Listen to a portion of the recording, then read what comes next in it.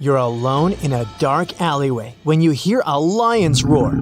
Peeking out of the shadows, the king of the jungle stares at your face and runs directly towards you. You try sprinting to get away from him, but it looks like your legs and arms are moving through jello-like air. That's when you spot an old phone booth and manage to get inside it. But how do you even call anyone in one of these things? Where's your smartphone? The world of dreams is a crazy one, to say the least. It's a safe place to live out our deepest and darkest fears. But regardless of what common knowledge says, it's not where all things are possible. For example, you'll most likely never dream of your smartphone, and you'll have a pretty hard time trying to run. Why though? Scientists are still studying why humans dream, so there's a lot we don't know about the science of dreaming just yet. But there's a theory that helps to explain why we have a hard time dreaming of modern things, such as smartphones, computers, and even airplanes. It's called the threat simulation hypothesis. Let's call it the TSH. This theory says that by living our deepest fears and anxieties through our dreams, we are practicing how we would react to them in real life. That's why so many people relive traumatic experiences in dream states.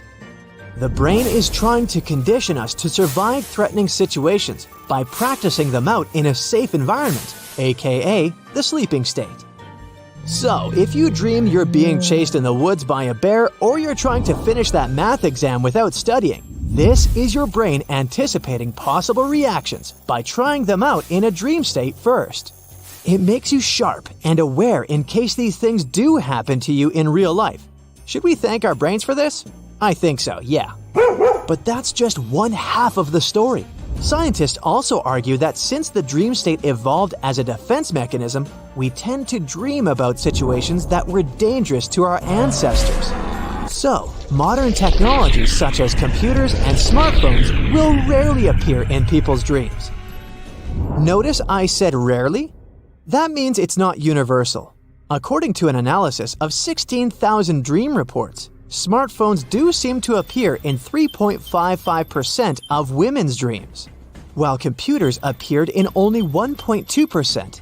It's a very small number, but still, some people have the luxury or the haunt of dreaming about their cell phone. But why can't we run though? I don't know about you, but I'm always trying and failing to run in my dreams. There are a couple of reasons why that might happen. Some dream experts suggest that it might be because, when we're sleeping, our brain is active, but our muscles are relaxed and lying still. Some conflicting signals may happen, which results in the running through water movement we feel in a dream state. Another theory says that when we're dreaming, we're engaging in a constant act of world building. Our brain is building the scenarios we're engaging with, processing all the information that's unfolding before us. If we started running, maybe the brain wouldn't be able to keep up with the world building. So our dream avatars are slowed down to a speed that is compatible with the brain's processing speed. You're flying above crystalline sea waters. The wind is brushing through your hair. You look around, and there's a pig-faced pelican smiling at you. It approaches you and starts to tickle your nose with its feathers. You laugh, but you can't feel a thing. What's up with that? Here's a fun fact. Even lucid dreamers can't feel ticklish when they're dreaming. In case you don't know, lucid dreaming happens when a person is aware that they're dreaming and starts to constantly narrate the course of their dreams. It's where you get to be the scriptwriter and director of your own life.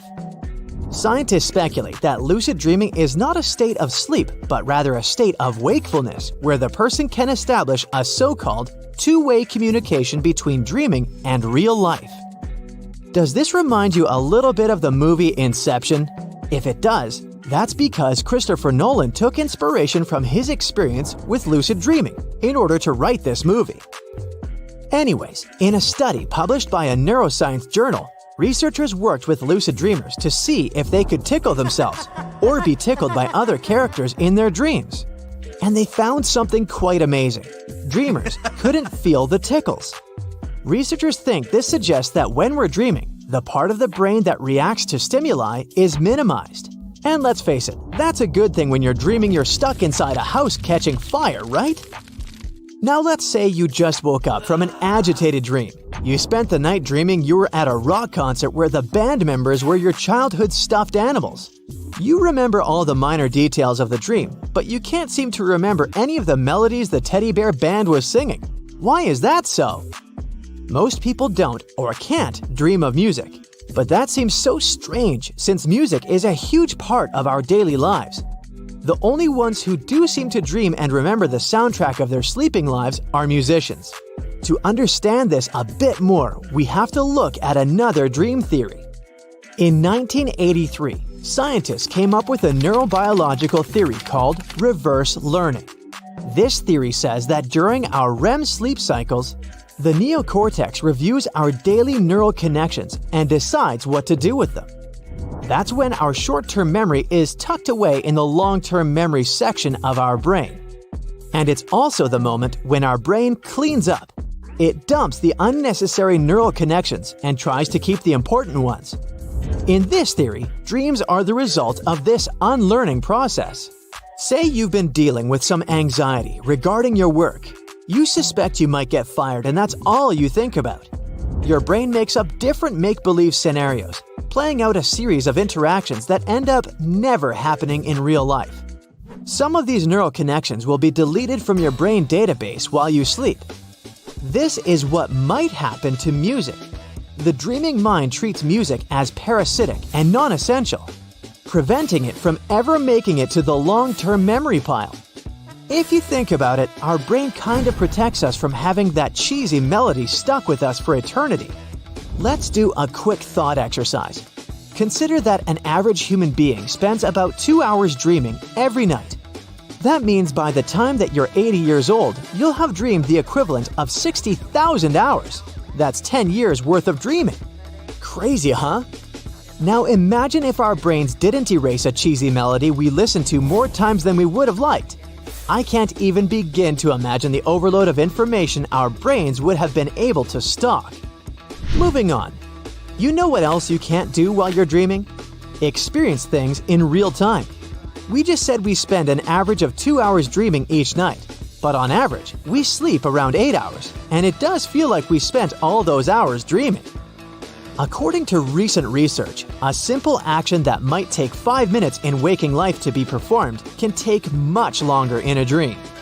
They tested this out with lucid dreamers, where scientists would ask them to perform a task and signal when they're done, while the researchers timed everything.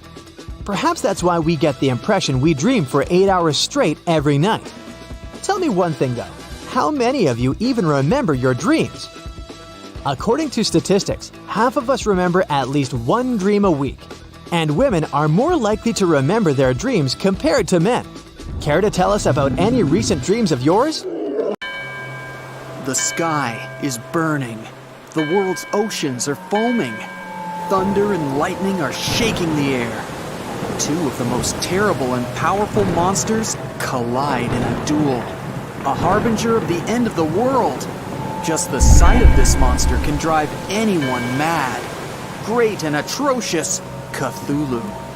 And the biggest squid on the planet is fighting against it. A beast that knows no fear, because it's fear itself. The cause of 1,000 shipwrecks, the mighty and hideous Kraken. Let the most epic fight in the history of the universe begin. You're on a fishing boat, sailing in a calm ocean. The water is crystal clear, and there's no wind. The sea merges with the horizon. The land isn't visible, and you feel free. You look over the side of the boat and notice something strange in the water. You're floating in the center of a huge black spot, surrounded by a wide field of green.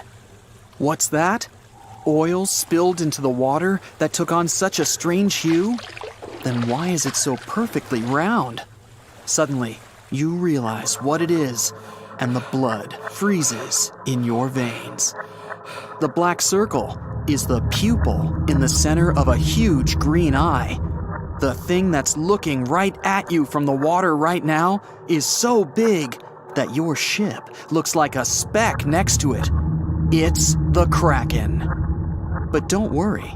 The monster isn't interested in a small prey like you. The Kraken has been sinking ships for centuries and never met any decent resistance. There are thousands of boats lying on the sea floor, but what's the point? The Kraken longs for a real challenge, but can't find it.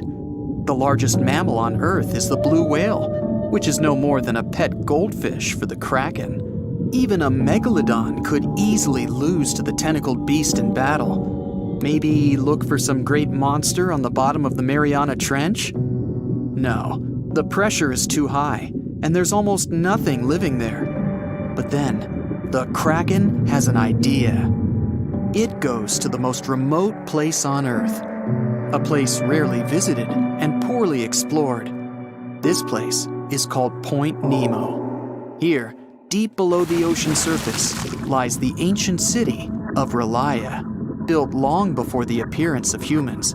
And amidst the slumbering ruins, the huge and powerful Cthulhu is dreaming. This ancient demigod has been resting here for hundreds of millennia. All this time, Cthulhu has been waiting for its hour to wreak havoc on Earth. It's sleeping, but even in its dreams, Cthulhu communicates with members of its very own cult following. It uses telepathy to get into their minds and make them do atrocious things. But all of a sudden, Cthulhu's slumber is interrupted. Who dares wake it so rudely? Cthulhu opens its angry red eyes, overgrown with seaweed, and sees a huge squid in front of it. The Kraken has finally found a worthy opponent. Immediately, it pounces on Cthulhu and wraps its tentacles around the monster's head. The fight begins. Cthulhu heavily pushes off from the seafloor and rushes to the surface, dragging the Kraken with it. Two giant monsters, larger than the tallest skyscrapers, emerge from the water. The sea is raging, and clouds are gathering over the battlefield. Enraged, Cthulhu strikes at the Kraken, but it doesn't seem to feel anything. Lightning flashes in the black and churning clouds. Cthulhu tries to tear the Kraken off itself, but the squid's tentacles firmly grasp the green monster. Meanwhile, you're on your way to Point Nemo to watch the battle unfold. You need to sail from the coast of Chile, and strange things are happening there right now. Hundreds of sailors are climbing on board dozens of ships. There are ordinary fishing vessels, as well as heavily armed and loaded Navy ships. And when you ask anyone where all these people are going, they all give you a dark look and answer, into eternity. The Kraken is taking the upper hand, and Cthulhu calls its followers to help. It hopes the ships will be able to help defeat the enemy, but it'll be 2 days before the first of them arrive from land. Cthulhu finally tears off the Kraken and throws it into the water. The squid attacks again, but Cthulhu grabs it by the tentacles and lifts it above its head. Lightning strikes the Kraken, but it's no more than a spark to the giant monster. At the same time, the entranced sailors stand on decks and look in the direction of the battlefield. At night, they fall asleep and see the same dream about the ancient city of Relia. In the center of it, there's a twisted chapel, and inside, Cthulhu sits on its throne, calling its followers. Day and night and day, the monsters have been fighting each other with their last strength. And at last, tiny dots gather around them. The ships have arrived. They're ready to attack the Kraken, and Cthulhu gives them a mental order. But the Kraken has its own ace up its sleeve. It hadn't been sinking ships just for fun. Very often, it saved thousands of marine creatures caught in fishing nets. And now, they and their offspring from all over the ocean come to help the Kraken. Huge octopuses, blue whales, great white sharks, electric eels. They're all attacking enemy ships. Whales are ramming the submarines, and eels are turning vehicle engines off with their electric discharges. Suddenly, the Kraken dives under the water. Did it give up? Got scared? Not likely. Cthulhu looks out into the ocean and waits for the squid to attack. The Kraken swims beneath the fighting people and fish. It starts twisting its tentacles, creating a huge whirlpool. The ships are doomed now, and Cthulhu can only rely on itself. The Kraken is a powerful creature, but it's an animal after all, while Cthulhu is incredibly intelligent, albeit malevolent.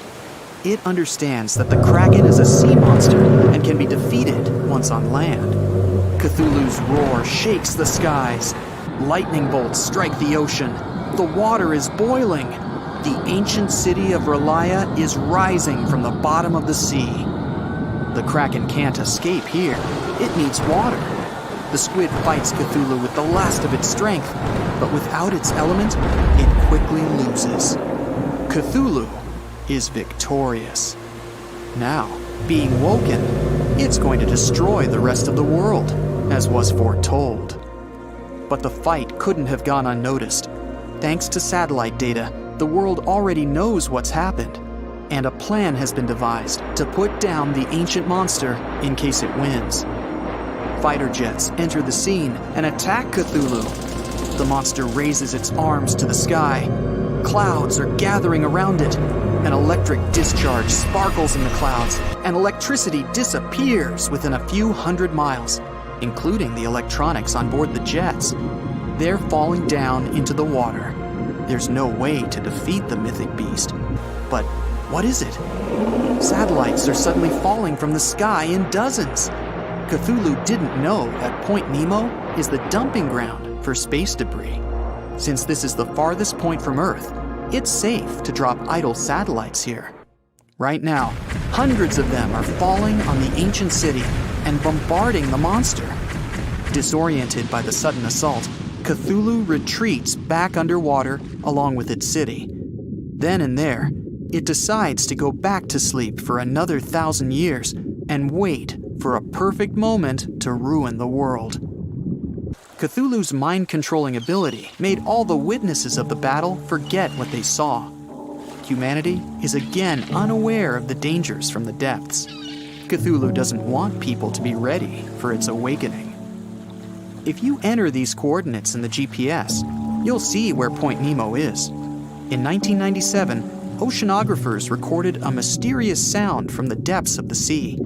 It was called the bloop and can be easily found on the internet.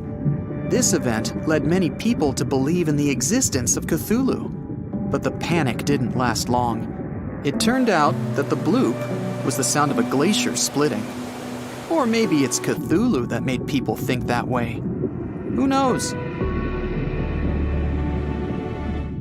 The year is 2160. The place, the Pacific Ocean off the coast of Japan. The ocean seems calm, at least the surface does. The ocean floor is cracking right now.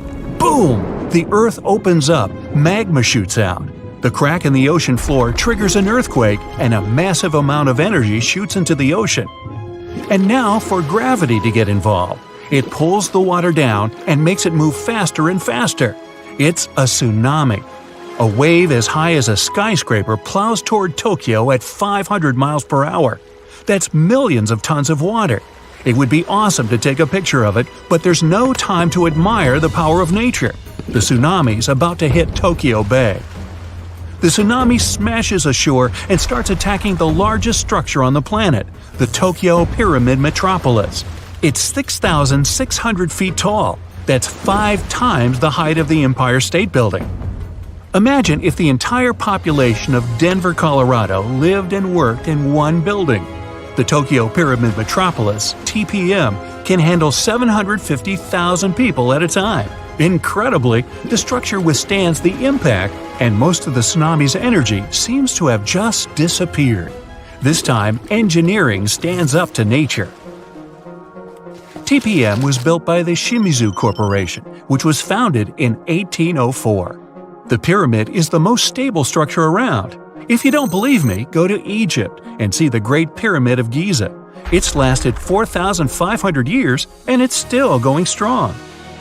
The TPM is built on water and consists of 204 individual pyramids.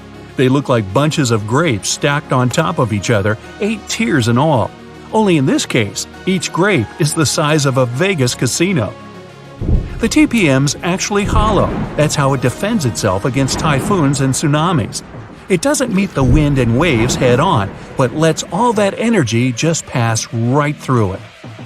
Robots and autonomous control systems run this place. It runs on solar, wind, and wave energy. The pyramids are connected by passages, all in all about 85 miles worth. They connect everything and are maintained by AI that always finds you the fastest way to get from Pyramid A to Pyramid B. The TPA's obviously the city of the future, but human tech isn't quite ready for it just yet. Originally, engineers decided to install the pyramid on 36 columns, all dug into the ocean bed. If you build a pyramid that size out of steel and concrete, you'd be looking at 50 million tons of load press in on itself. The TPM would have collapsed under its own weight and imploded into the ocean. They needed something 1,000 times lighter than concrete and stronger than steel. So, what's this futuristic material? Look at this old guy. It's the first car on the planet with an internal combustion engine. It hit the road in 1885. And this is the first artificial satellite that humans launched into space. It only took an evolutionary blip to go from the first horseless carriage to our first flight into space. That TPM's not looking so ridiculous. Hey, we can do anything. The solution is carbon, and it's everywhere. It's the rod in your pencil and the diamond in your crown or ring or industrial drill. But we don't just need ordinary carbon, we need graphene. It's a type of carbon we can make nanotubes out of. They're thinner than a human hair, but 400 times stronger than steel. And most importantly, they're light. Nanotubes aren't affected by chemicals, oxygen, or water. Perfect for the TPM. That's just a fancy way of saying the thing's not going to rust. Shimizu has plans for a power station on the moon, an underwater city, transforming the Sahara Desert into a huge oasis, and much more, but they aren't the only ones changing the planet. The Netherlands is the size of 2 New Jerseys, and about 30% of it is below sea level. To protect their country from water, the Dutch built dams, lots of them. But that's just defense.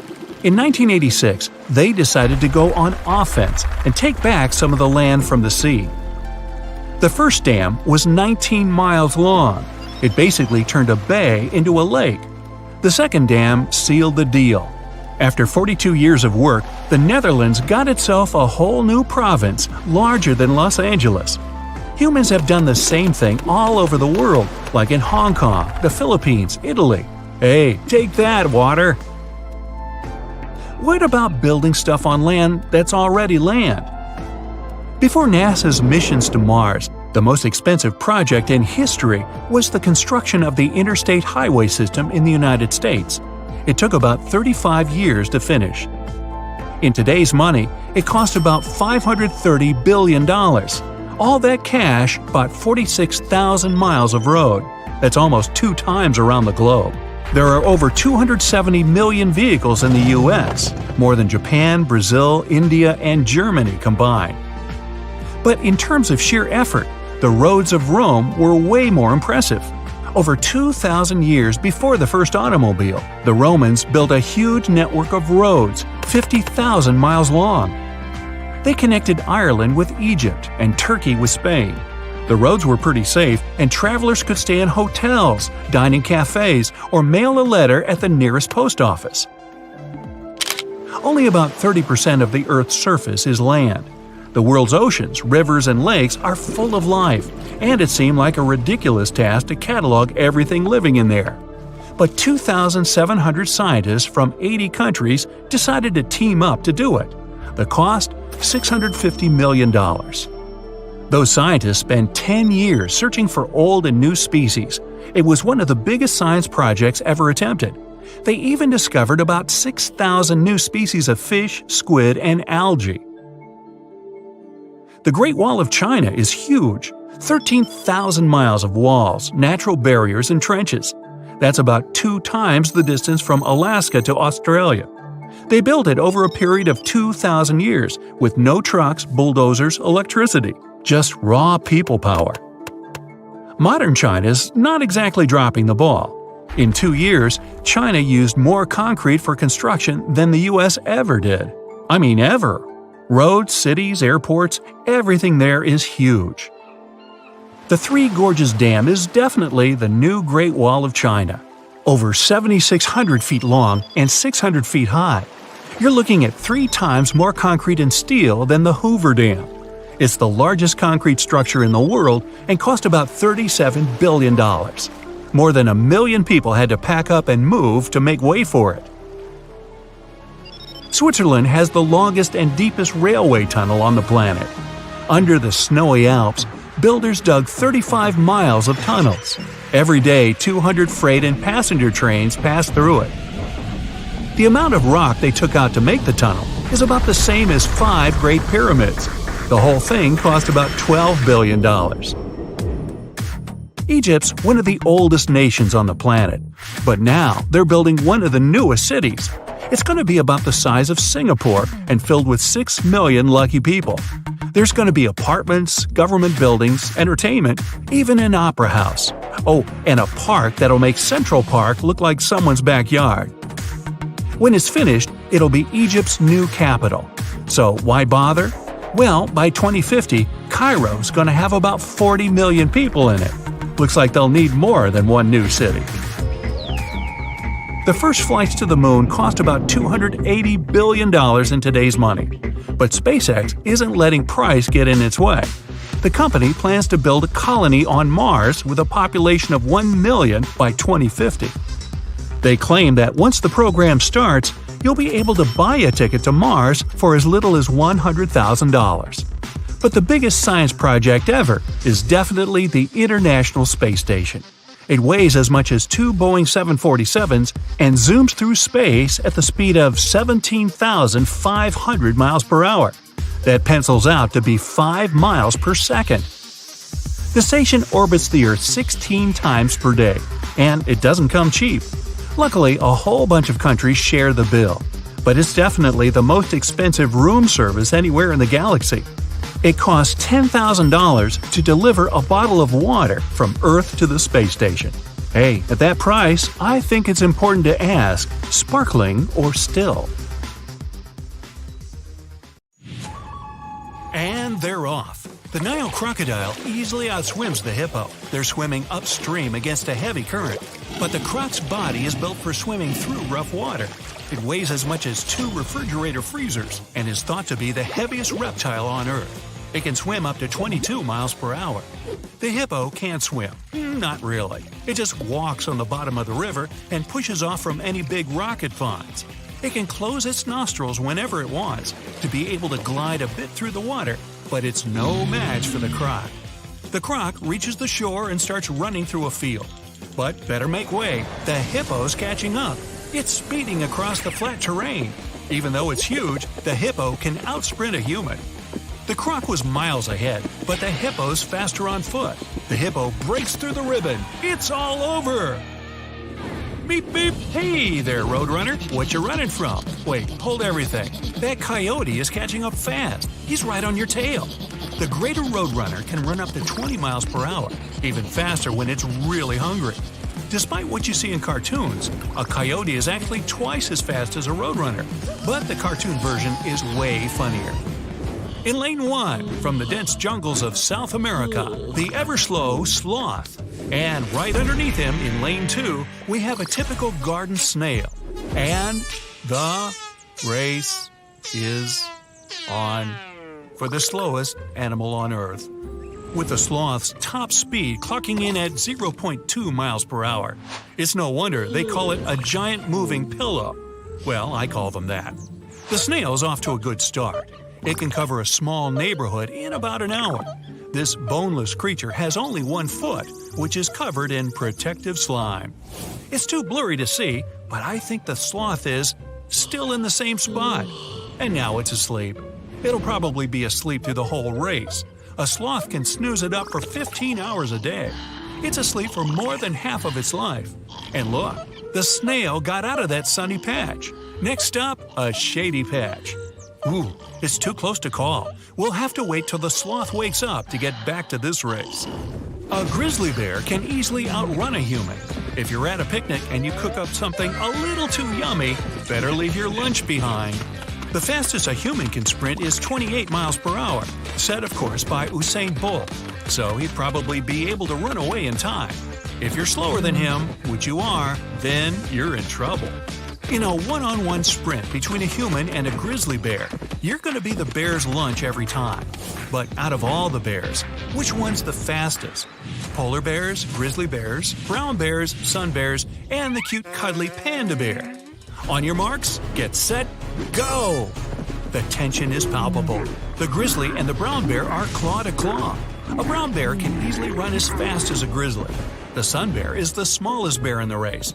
It's about 6 feet long, or tall, or whatever. It just can't keep up. The polar bear got off to a great start, but it just doesn't have the speed of the grizzly or brown bear. Grizzly takes the lead. No, it's the brown bear. Now grizzly. Wait, where's panda? What's it doing? I don't think it knows it's a race, but isn't it cute? It just finished its third bamboo stick. A panda bear can eat up to 28 pounds of bamboo a day. That's like a lot. But it's off. It found its shortcut and is rolling down that hill. It zooms past the grizzly and the brown bear. It's all over. Panda wins. Sorry, bears. We all know that the panda isn't exactly fast. It's actually one of the slowest bears. Still, if you see a panda rolling down the hill in your direction, run. A Boeing 747 has a top speed of around 620 miles per hour. The fastest bird is the gray-headed albatross. It can fly up to 80 miles per hour and stay up there for 10 hours without landing.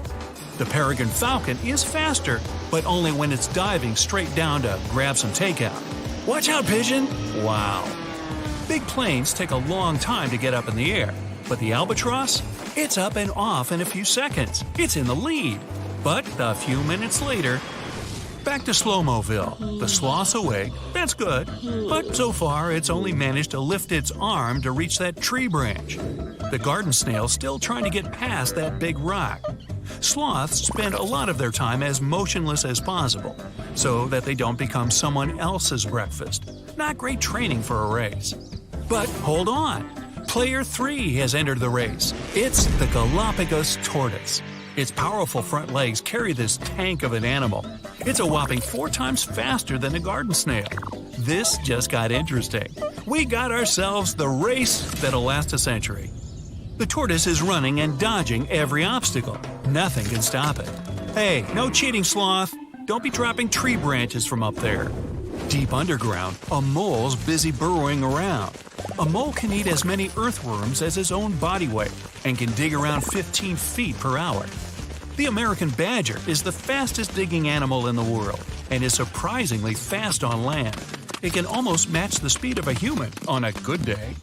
Head-to-head, the American badger wins the tunnel race pretty easily. Too bad the mole can't see where it's going. Moles aren't really blind. They just have terrible eyesight, and they're colorblind. And they can't wear glasses down there. Ah, the proud cheetah. It's sprinting across the savannah at warp speed. I've been the fastest land mammal for millions of years. I got this! The fastest cheetah on record was a sprinter named Sarah. When she was 11, she ran the 100 meters in under 6 seconds. A cheetah can run up to 80 miles per hour if it sees something tasty. Sarah was raised in an American zoo and was one of the first cheetahs to have a puppy buddy when she was growing up. Alexa and Sarah, friends forever. But soaring above Sarah is a humble little bat, and that bat is making Sarah look slow. The Brazilian free-tailed bat can hit 100 miles per hour. It's the fastest mammal on the planet. Now, time for some shrinking. First to the blocks is the Australian tiger beetle. It charges forward at 6 miles per hour. That may not seem like much, but relative to its size, it's lightning fast. That's like a human running alongside a high-speed train. Running in the inside lane is the Saharan silver ant. Ants are team players and are strongest when they're working together. But even one ant can be amazingly strong. An ant can lift hundreds of times its own weight and can sprint like there's no tomorrow. Usain Bolt can hit 4 strides per second. This silver ant does 50. Scientists even discovered that these little ants like to gallop once they reach their top speed. Our last contender, the fastest animal on Earth. It's none other than this tiny mite. It's only the size of a sesame seed. If we go by body lengths per second, this microscopic animal outruns everything else on the planet. It's believed to run almost twice as fast as the tiger beetle, and if it were human size, it would run faster than the speed of sound. Let's get back to the crawlers. They finish yet? The tortoise is in the lead. The snail finally got past that large rock, and the sloth is on its way to branch number 2. The tortoise is 3 feet away from the finish line. Wow, I just can't take much more of this excitement. But I think I have time for a latte. Look into this man's eyes. His whole life is flashing before them right now. His childhood, youth, dreams of the future. He's now at an altitude of 18,000 feet, free falling to the ground without a parachute. There's no one to help him, and he can only be saved by an incredible miracle. And then it happened. Joseph B. Herman is a 21-year-old flight lieutenant pilot for the Royal Australian Air Force. It's Saturday, November 4th, 1944. His Handley Page Halifax is about to take off from Driffield, England. Tonight, they're flying to the coal mines near Bochum, Germany. So our hero takes the helm and joins the raid with 749 aircraft. Little does Herman's squadron know, the defenders are ready for their arrival. Within moments, the unit finds themselves surrounded by anti-aircraft cannons below. These things can reach targets flying at 39,000 feet. The planes on this mission are flying half that high. It's a recipe for disaster. That's when the night sky gets set on fire, with planes going down right and left. Herman must keep his cool. He has to show his best skills to keep himself and his crew of 6 out of harm's way. They end up completing the mission. But just 5 minutes later, boom, Herman's plane is hit in the rear spar. The aircraft catches fire, and the pilot must take quick, decisive action to save everyone on board. His thoughts are racing, but not fast enough. 2 more shells hit the plane's wings. The fire engulfs the aircraft. Herman immediately orders all the crew members to jump out of the plane. But he knows he can't abandon the ship. He'd taken his chute off a bit earlier because it was uncomfortable. The lieutenant has to get to the engineering compartment where his parachute is if he's going to make it out of this thing. But as soon as he leaves his seat, the aircraft's right wing tears off.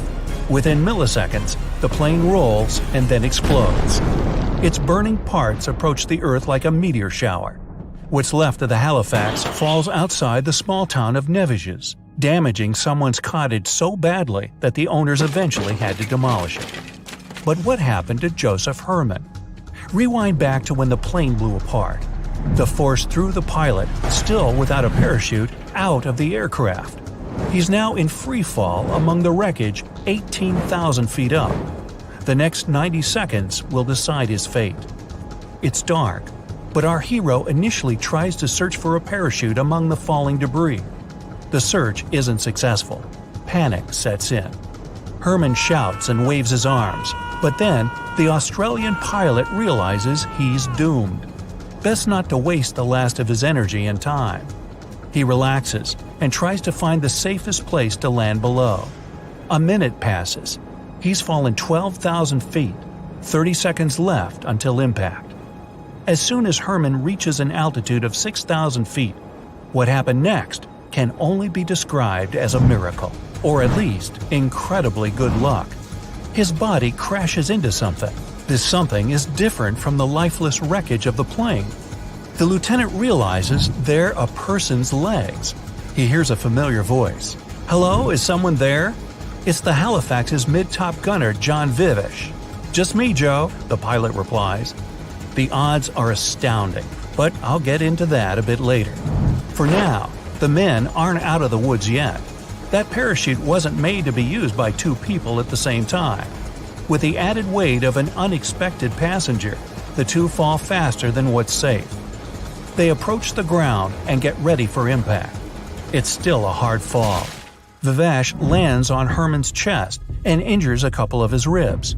But they don't have time to rest or inspect the damage. They're still behind enemy lines. Their dangerous adventure has only just begun. First, they quickly bury their parachute to cover their tracks. They need to leave this crash site now to avoid being captured. The airmen are able to hide from patrols and remain undetected from the night of November 4th until the morning of November 9th. They move only at night. During the day, they hide in the woods and random barns. They're hungry, hurting, and exhausted. These two poor fellows reach the village of Wolfrath. Their injuries are making themselves known. Our heroes must take a risk if they're going to survive. They ask for help at a local farm. They're immediately handed over to the authorities and locked up. Herman and Vivash are questioned for a long time. None of the German officers can believe their incredible story of being saved by a single parachute. In the end, they had to show the place where they buried it, and only then could they prove the truth of their impossible story. But this didn't get them out of trouble, and they remained in custody. The two spent 11 days in the hospital. Then they were separated and sent to two different places for captured airmen. Lieutenant Herman was transferred from place to place 3 times until he was released from captivity on April 22, 1945. Well, finally we can breathe a sigh of relief. This story has a good ending. But all this is the result of an unbelievable combination of circumstances. So much could have gone wrong. For example, Lieutenant Herman could have been injured at the very moment his plane was hit. You see, those anti-aircraft projectiles throw dangerous shrapnel when they explode, which could have immediately made this story a lot shorter than what it ended up being. He also wasn't knocked unconscious. If he had been out cold, he would have just bumped into Vivish's legs and kept falling, instead of grabbing onto them in an instant. And then there was this intense freefall. They were falling exactly in line with each other, yet they bailed from the plane at different times. At that moment, Vivish had happened to be in a horizontal position, allowing Herman to grab onto his legs. And Vivish had just opened his parachute the same moment Herman grabbed onto it. Any earlier, and they wouldn't have met. Or if they did, they would have collided with a huge force and probably bounced off each other like billiard balls. If Vivish had opened his chute after the already unlikely meeting, Herman wouldn't have been able to keep his grip. This number of coincidences would make anyone doubt the legitimacy of this story.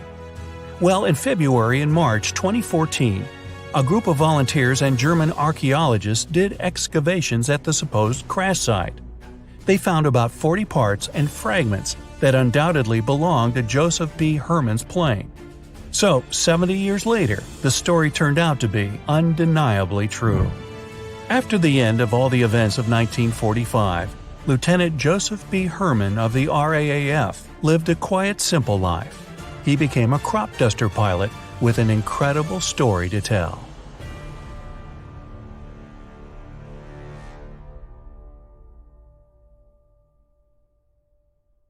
Yes, you did it. You managed to do that lucid dream thing, when you're dreaming and can suddenly become aware of yourself. You can do anything you want in those dreams, have magical powers, move things with your mind, ride a flying bike, fish while sitting on a small cloud. Awesome. But, yes, unfortunately, there's a but.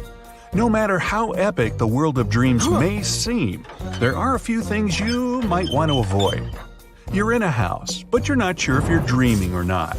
There's a road, a thick forest behind it, and this house.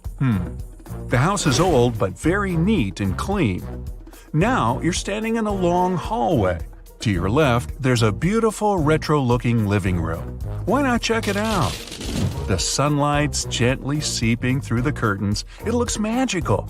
Red vintage sofas, a thick green rug, a coffee table, 2 big bookcases, an old piano in the corner, plants near the windows. Who wanders those if no one lives here? Never mind. Hey, check out this standing mirror right next to the piano. Slowly, step by step, you start walking toward it, wondering what you're going to see. And stop right there. The first rule of lucid dreaming is to try to avoid doing activities that make you feel too emotional. The mirror might reflect a different and pretty distorted version of yourself. You might not like what you see. What if it's someone else looking back at you? Or you realize your hands are unnaturally long, your face is unrecognizable, or there's someone standing behind you. A mirror in a dream is definitely the worst way to find that out, so try to resist this temptation. Once you're a lucid dream pro, you can give it a try. Now, you move on, checking out other things in the house. Suddenly, a thought pops into your mind. If this is a dream, where's your real body? No, don't go down that road. Try not to think about your body. If you do, you risk losing focus. The house will vanish and you'll wake up. Once you're in a lucid dream, you should try to pay attention to your surroundings. Anything else, especially thinking of yourself lying in bed, bye-bye, better luck next time. Okay, you're still in the house, focused on the things in the living room, not on your body. Time to move on, check out some of the other… Wait, stop. You suddenly became very aware that you're in a creepy old house all by yourself. Why did you go in? What were you thinking? You start to feel extremely uncomfortable. What if someone lives here? So far, you've only been in the living room. You turn around and go back to the hall. Okay, the door you came in through is still there, but there are some wooden stairs over there. You can't quite see where they lead to. Did it suddenly get a bit darker? Is the sun going down? All of your biggest fears start popping in your head. You suddenly hear snakes hissing, and is that the sound of some giant animal? A dinosaur, maybe? Oh no! Is there a chicken in here too? Your biggest phobias all gathered in one place. The ground starts to shake. You panic and turn around to flee. Oh no! The door's gone! You take a step, fall into a bottomless pit, which brings me to the second thing to avoid. Try not to think about things that scare you or make you feel uncomfortable. We're all curious about scary scenarios, but your subconscious controls your dreams, and it knows all your suppressed fears. One tiny detail can escalate quickly and turn a nice lucid dream into a nightmare, or even wake you up. It might not be such a bad thing. So, you bring your focus back to the nice things in the house, and the darkness disappears. Okay, good. The door's back too. You walk outside, back to the main road. It's a beautiful day. Oh, is that your old high school friend? Great.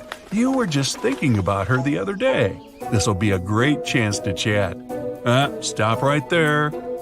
When it comes to lucid dreaming, the fewer real-life places or people, the better. Lucid dreaming can make you feel like it's all real. It's not like you're going to wake up and think you actually talked to that person, but your subconscious will memorize how you felt about it. That can be a bit confusing if you end up meeting her in real life. Lucid dreams can create fake memories, which can lead to all sorts of real-world issues. So, the house, the road, the thick forest next to it. Did your mind come up with all that by itself? Of course. Giraffes aren't usually so tall their heads poke through the clouds. You can't normally fly up to pick up an apple from that top branch. And elephants don't really wear awesome necklaces and earrings. Your dreamland doesn't have any limits. Hey, enjoy it while you're there. If you don't, you might end up inside a boring dream where you slept through your alarm again. You could even have a lucid nightmare. Or maybe they're the same thing. If you get too excited right away, your lucid dream could finish too quickly. Yes, lucid dreaming is like the best VR simulation ever. So, that's why you want to make it last. Sure, you can fly, see an epic waterfall, have magical powers, slide down a rainbow, enjoy a tropical paradise with coconuts and palms, but wait. Relax and try to stabilize your dream before you jump into any of that stuff. Start it off slowly with things that are more normal, like a road, house, meadow. Oh, hey, look, cute little rabbits and a deer. Much better to start your dream off that way. It takes some time to become skilled enough to do all those crazy things without waking up. You want it to be amazing and not just, meh. boring or frustrating, or worst of all, end too soon. But also, keep moving. Don't aimlessly wander around. Forest, road, house, blah blah blah sounds interesting at first, but eventually you should move on to more fun things. Make a plan. In lucid dreams, time goes slower than it does in reality, so use it well. Don't try too hard to control everything in your dream. First off, that takes a lot of practice. And second, let some things surprise you. Hopefully, not some phobias hidden in the dark corners of your subconscious. Keep your eyes open in the dream. How else are you going to see all the wonders of the dream world? Closing your eyes a lot can be a sign to your body that you want to wake up. It's helpful when you're stuck in a bad dream and can't make those scary creatures go away. But if you're in the good place, don't spend too much time in your dreams, lucid or regular ones. They all happen during your REM, rapid eye movement sleep phase. In non-REM sleep, your eye movements, heart rate, and brain waves gradually slow down. And then, bam, REM phase comes around and your brain starts having fun.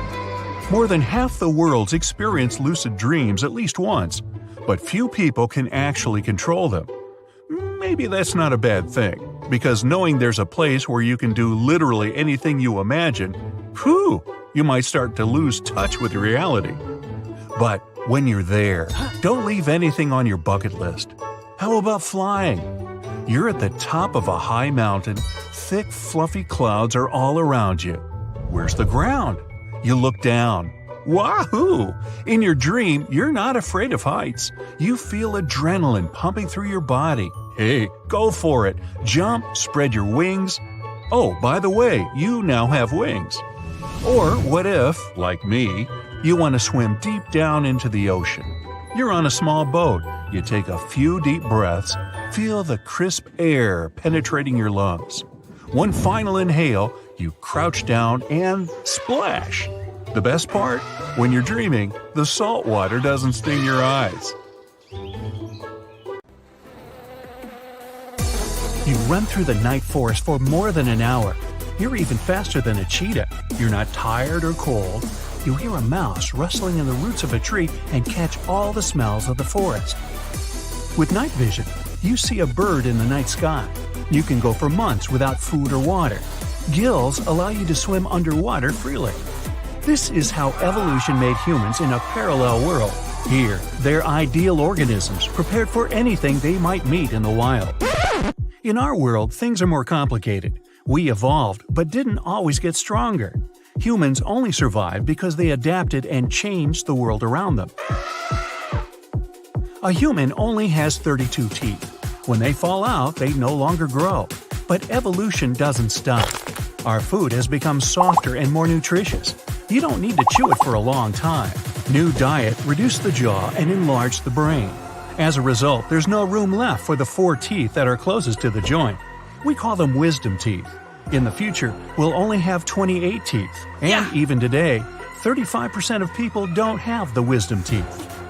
Homo sapiens is the only mammal to have a chin. This is the protrusion along the lower edge of the jawbone. Even our relatives, gorillas and chimpanzees, have their jaws slanted inward. Anthropologists think that the chin is a result of reduction of human face. Perhaps in the past, the chin supported our powerful jaw and enhanced our strength. Over millions of years, the face has shrunk, but the chin has remained. Put your hand on a flat surface, connect your ring finger and thumb, bend your wrist, and you'll see the palmaris longus. 15% of people don't have this muscle already. It doesn't affect the grip strength and has lost its meaning today. Millions of years ago, it allowed our ancestors to deftly climb trees. Evolution deprived us of this useful skill, but the remainder of it remained with us.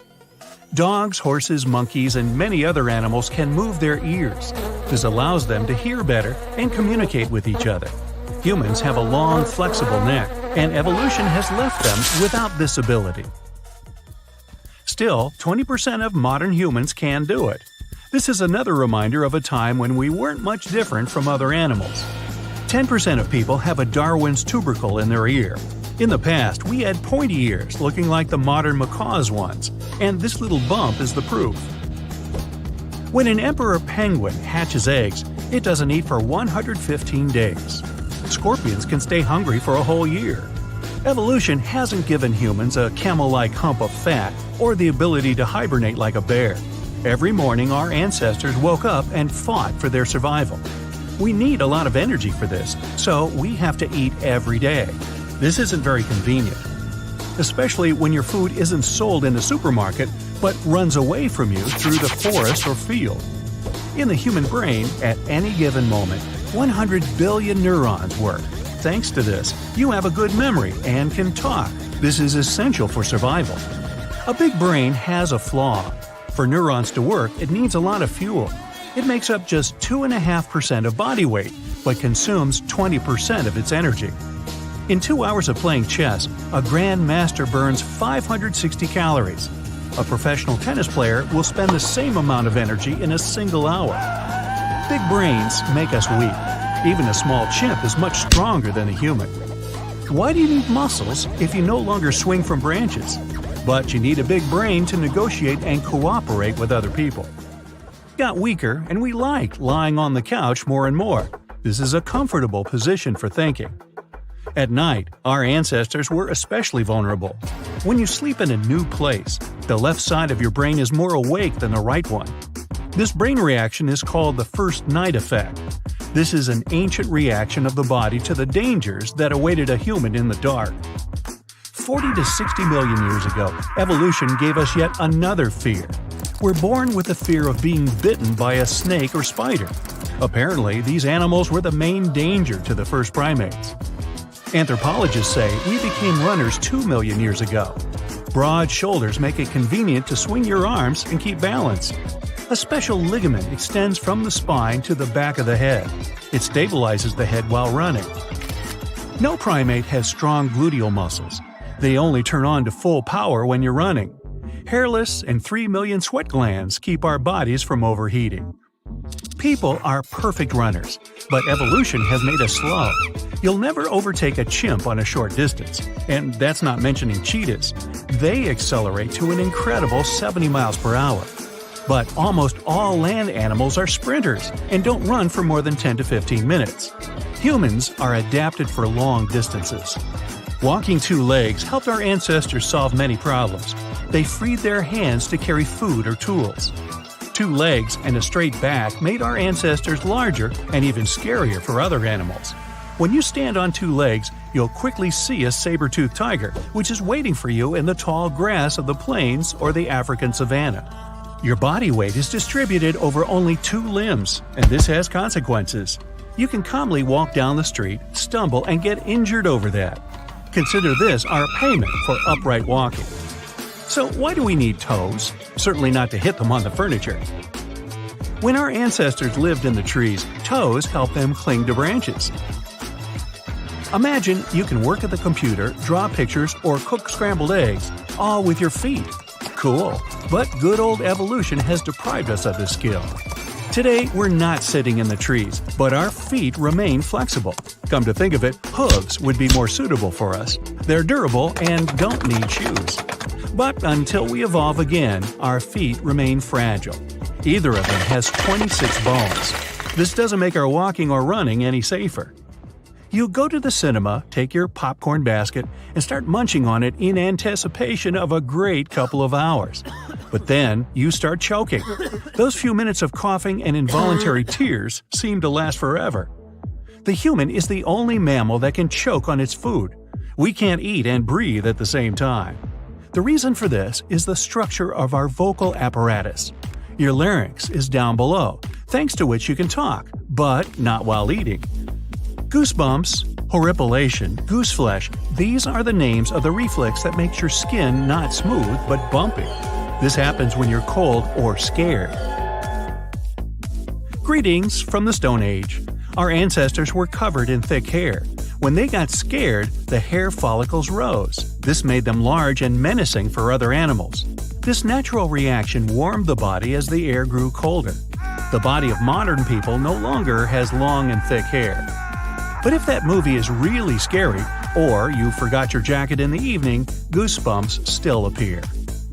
Bears, hedgehogs, bats, some turtles, fish, and insects. All these creatures have one thing in common: they hibernate. Scientists claim that our ancestors were also on this list.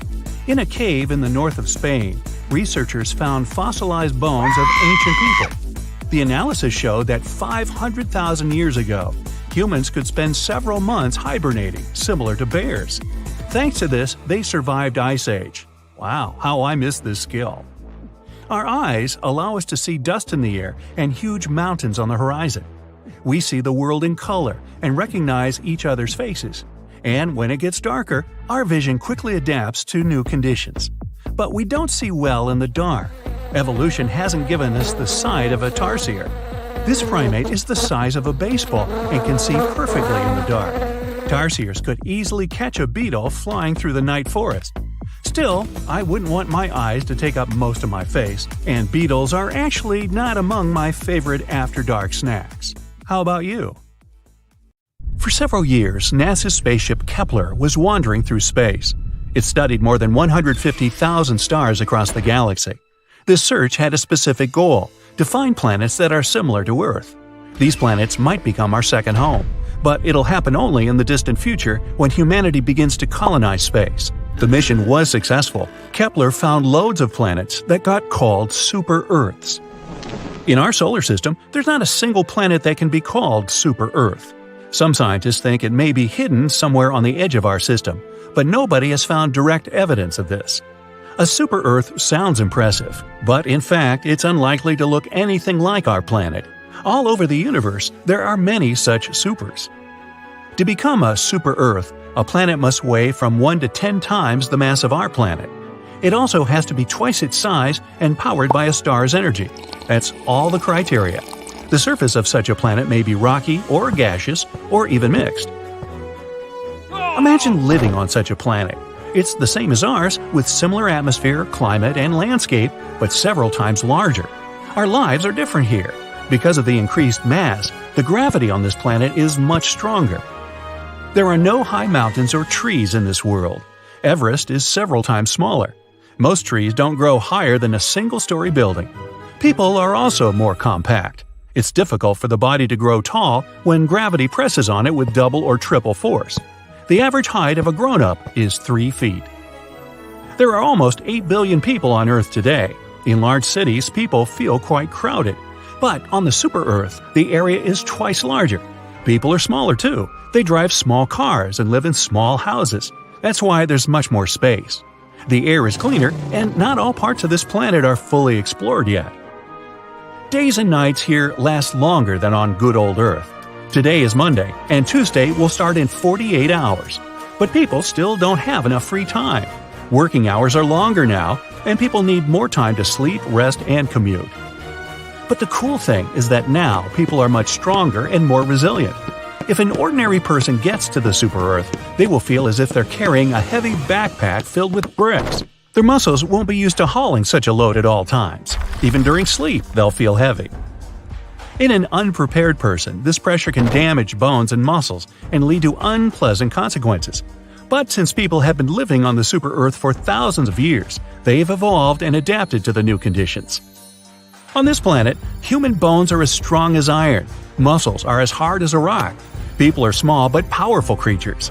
But they don't know about their own strength. Everything around them is heavy, and this is the norm. Trees are sturdier, and their wood is more durable, which means the furniture is more massive. A single sheet of paper on the super-Earth can weigh 10 times more than the ones we're used to. The average passenger car can weigh as much as 2 fire trucks, and a teaspoon is heavier than a dumbbell.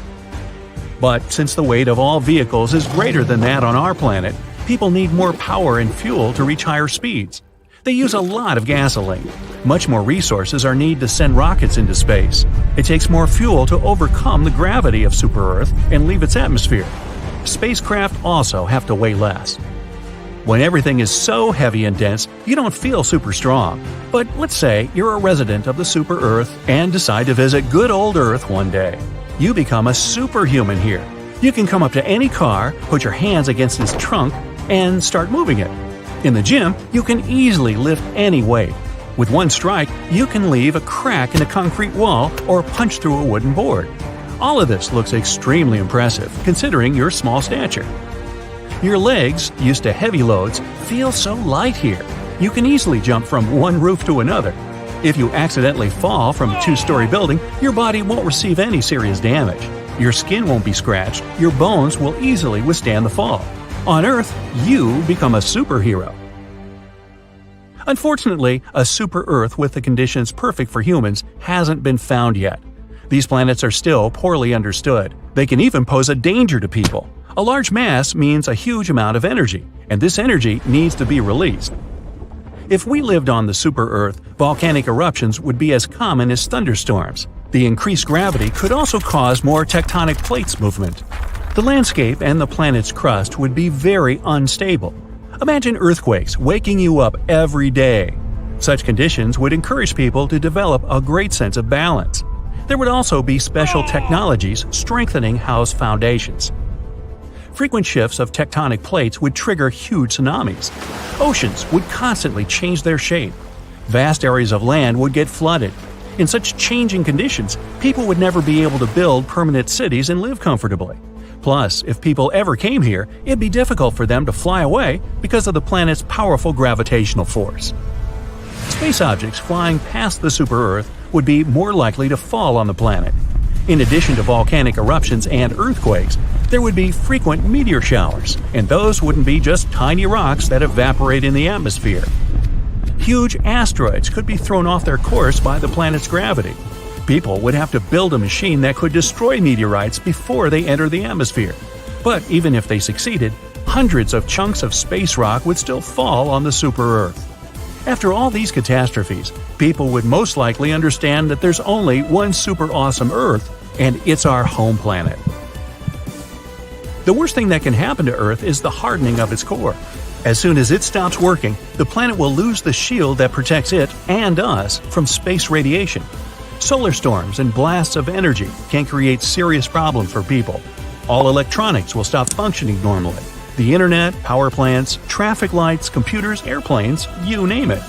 To survive in such a place, people would have to live under a huge dome.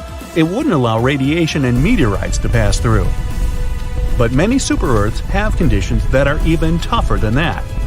For example, there's a planet where the air temperature is so high metals get vaporized there. It's unlikely any life forms can appear in such a place. But if people had to evolve there, our species would be invulnerable. Imagine creatures covered in skin that's stronger and more elastic than any material on Earth. Walking through fire would be as ordinary to them as breathing air. The inhabitants of this world would probably try to take over other planets. The only thing they wouldn't be able to withstand would be low temperatures. A light warm breeze would seem like an ice-cold gust of wind to them. There's another super-Earth similar to this one. It receives tremendous amounts of energy from the nearest star. Because of this, the temperatures there are so high they even destroy molecules. In the depths of space, scientists have found another super-Earth. It's 2.5 times the size of our planet and is completely covered with water. There's not a single patch of land on it. The planet is super heavy. That's why it's tilted a bit to the side. When this super-Earth rotates on its axis, water flows from one side to another. Massive destructive tsunamis are a common occurrence on this planet. If people lived there, they would look more like amphibians than humans. Another super-Earth is 6 light-years away from us. Its mass is 3 times that of our Earth. It takes the planet about 233 days to orbit its star. This planet receives only 2% of the star's energy. The surface of this world is a dark place, covered with ice. One of the most amazing planets out there seems quite friendly and potentially habitable.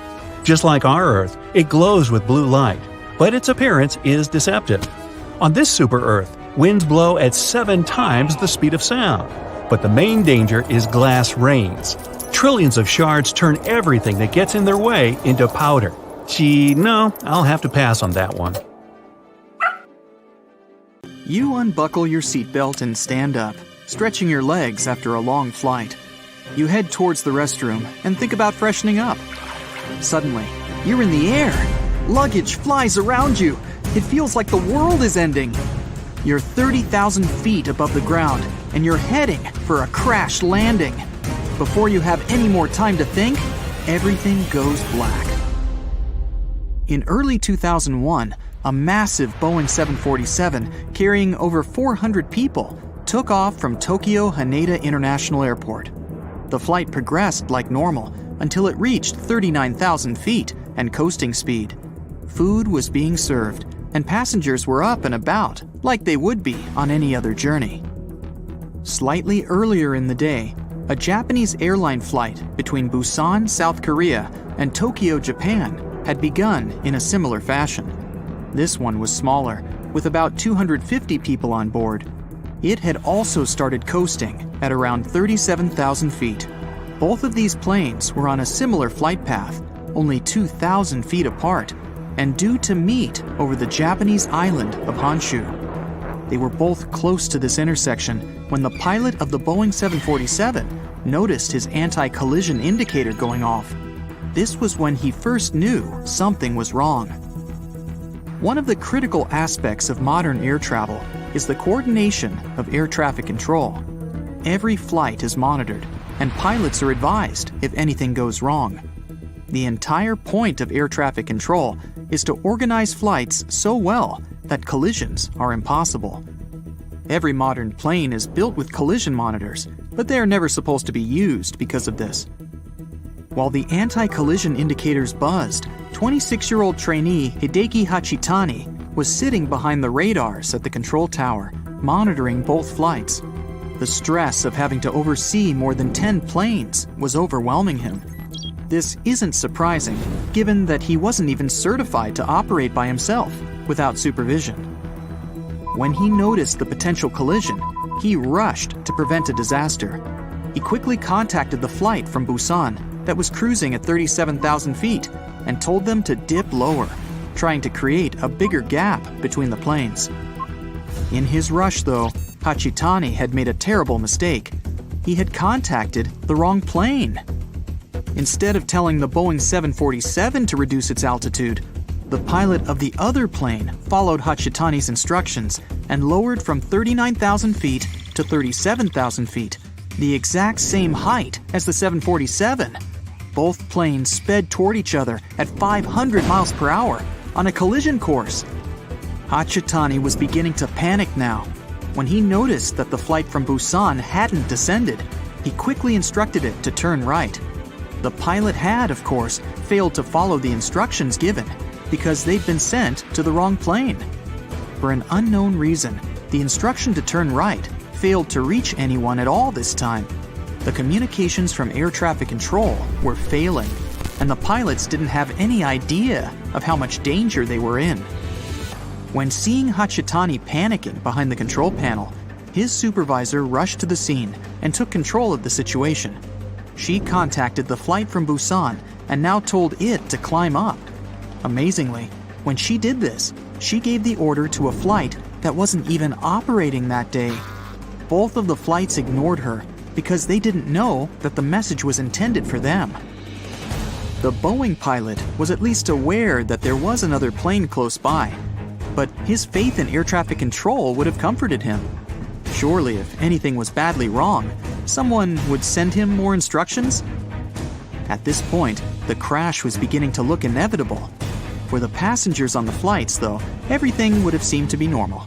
They might have been eating some snacks, stretching their legs, or maybe waiting in line for the toilet, completely unaware that they were on course to fly straight into another plane. Luckily for all of the 600-plus people involved, the pilot was well-trained and confident in a situation that would cause most people to freeze up. Through his windscreen, he saw something that no pilot should ever see: another plane heading directly for him. With cat-like reflexes and remarkable composure, the Boeing pilot gripped the throttle and steered the plane down as low as he could for the seconds he had before the collision. The Boeing flew straight underneath the other flight. Imagine being a pilot and seeing the ground in front of you instead of the sky. They both made it out intact. This man had saved the lives of more than 600 people. That isn't to say that everyone got out without a scratch. The passengers were completely unaware of the entire incident, so barely any were buckled in. They were powerless as the change in direction threw them against the inside of the plane. Out of nowhere, with the plane's sudden movement, many hit the roof with the force of a car crash. Every unsecured object and person were thrown through the air. Some might have even felt like the plane had just hit the ground. Miraculously, only 7 passengers and 2 crew members were seriously injured, and the rest only received minor injuries. The pilot circled back to Tokyo to allow all of the injuries to be treated.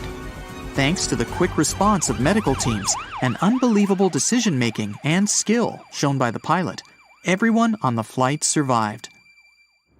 Every time you travel on a plane, you're signing up to shoot through the sky at speeds of up to 500 miles per hour in a fragile metal shell. You're surrounded by enormous, dangerous motors, 6 or 7 miles above the ground. Surely there's no way you'd survive if the plane itself started to fail. The Hudson Bay landing shows that skilled pilots can overcome seemingly insurmountable odds. On January 15, 2009, Flight 1549 was set to fly from New York to North Carolina.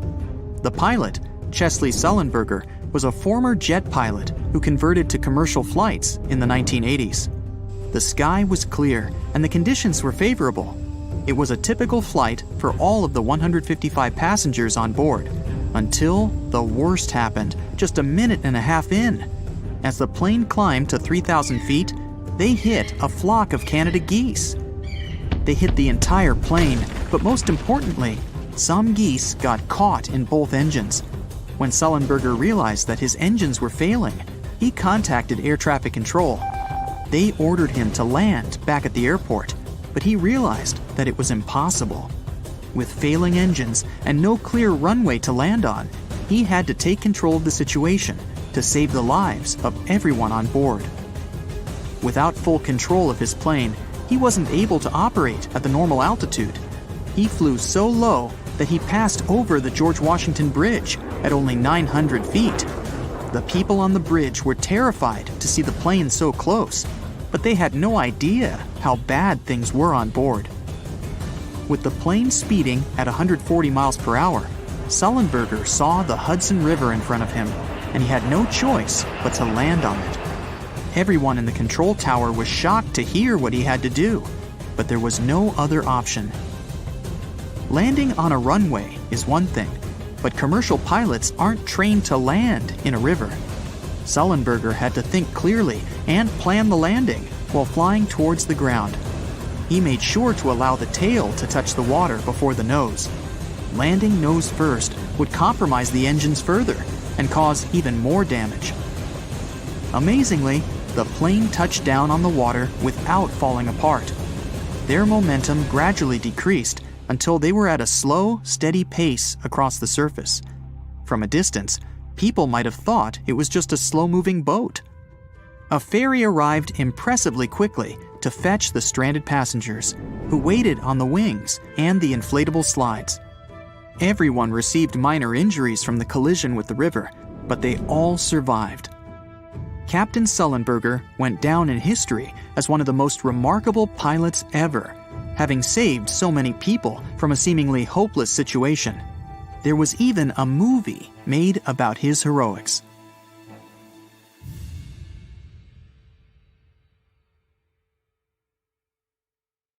You're strapped in a boat cruising down the Amazon River with the sun scorching hot. As you check out your map, your boat starts rocking back and forth. The water is starting to get more intense, so you hang on for dear life. You tuck your map in your pocket and try to take control of your boat. You strike some jagged rocks and duck low to avoid tree branches. Your boat strikes a large rock out of nowhere and capsizes. You're swimming in the murky green water. While you're trying your best to get ashore, your boat gets washed away. Underneath the water lies a whole new world of bizarre and dangerous animals. Candiru fish are snake-like creatures that can grow up to 16 inches long. Arapimus can weigh more than an adult male and are taller than most basketball players. They're the biggest freshwater fish in South America. They have a hybrid gill system that forces them to pop up to the surface every 5 to 15 minutes to breathe in oxygen for their large swim bladder. You swim out of the raging water and dry yourself off, Oh no, your map is completely soaked. There's no way you can get to your destination without it. You venture into the thick rainforest, shoving the branches and leaves away. As you get deeper, you notice something on a tree. It's barely moving, but it's got sharp claws and a raggedy coat. It stretches its arm to another branch and tries to pull itself up, ever so slowly. Sloths sleep more than half their days and only head down from trees once a week. They're so motionless, they sometimes grow algae and moss on their fur. The rainforest gets denser with each step until there's barely any sunlight illuminating the path in front of you. You notice a figure following you. With every branch you step on, you can hear a faint sound right next to you creeping around. You start walking a bit faster, and the sound catches up with you.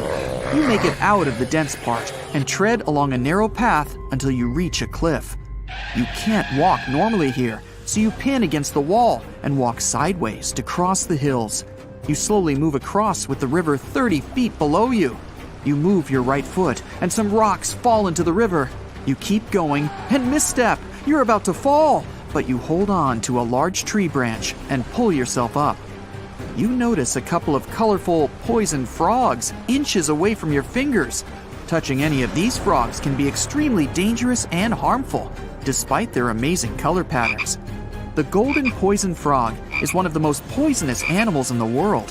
One of them hops right next to you, so you let go of the branch and fall back in the river. The river is washing you down until you reach a calm current.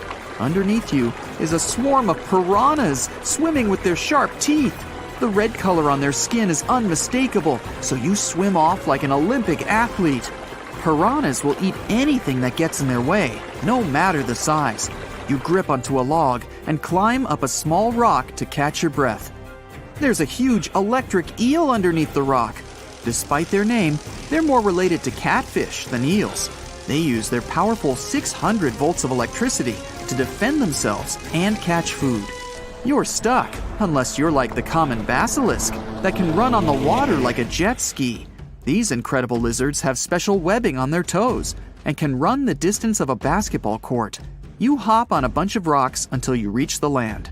You continue walking along the riverbank until you come across a moving rock. You rub your eyes and see it moving again. It's a dinosaur-looking turtle that resembles a crocodile with armor. The mata mata is a freshwater turtle that disguises itself with its surroundings to catch prey. Their heads stretch longer than their bodies. You shimmy your way past it and continue. You head back into the rainforest and find a spot to rest. Wait, there are giant ants everywhere. They're the biggest ants in the world and can produce one of the most painful stings out there, even comparable to a wasp's sting. You immediately get up and find another place to rest. As you continue walking along, you notice the same feeling of something following you. You can hear some leaves rustling, but it's getting dark and there's no way of telling. You find a nice little spot to build a campfire and catch some Z's. But in the Amazon, everything is a threat. Except for those cute capybaras wandering around. They live in groups next to water sources. They're also the biggest rodents in the world. You don't need to worry about them if you're stuck in the middle of the Amazon rainforest. Suddenly, you feel something slithering up next to you. You look down and see a massive green anaconda just about to constrict you. They are the heaviest snakes in the world and can grow up to 20 feet long and have a huge appetite. You get up and sprint your way out of there. All right, you found a decent cave to crash in. It's daytime again, and you're still alive. You continue walking along the rainforest. You were able to find some breakfast to boost your energy for the rest of the day. You spot something on a tree that looks like a branch, but it's actually a potu, a master of disguise that can spend days motionless on broken tree branches. These bizarre birds use those branches as their permanent home, where they lay their eggs and chill all day. You continue your way through the rainforest and see a Brazilian wandering spider crawling on a tree branch right in front of you. 8 of these species can be found in the Amazon area. They are some of the most aggressive and venomous spiders out there. So, you make a big detour and walk away from it.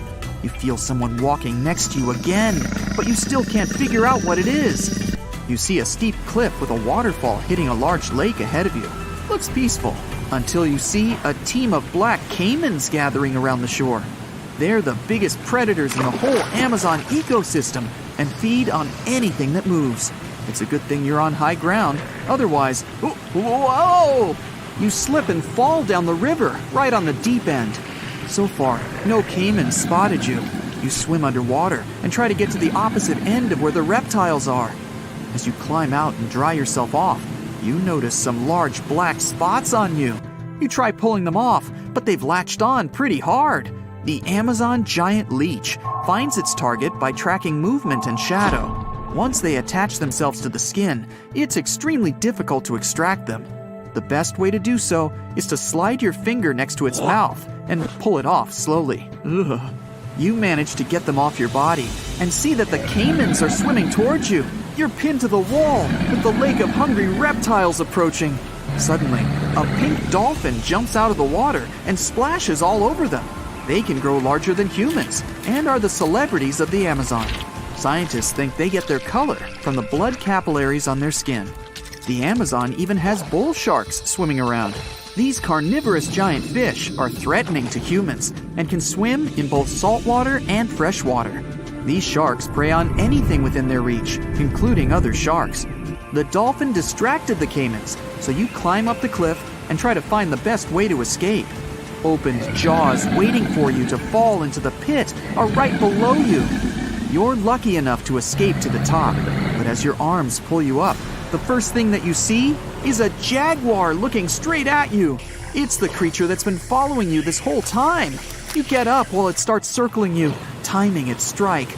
You know that you can't take on a jaguar, nor can you outrun it, so you grab a large tree branch from the ground to defend yourself. It jumps at you, but you duck down in time. The jaguar lands in the water far away from the caiman crocs. It's a good thing these large kitties are excellent swimmers. You pick yourself up and continue. And to your surprise, you find your boat again. You fix it up and sail your way out of the Amazon. Whew! That's it for today. So hey, if you pacified your curiosity, then give the video a like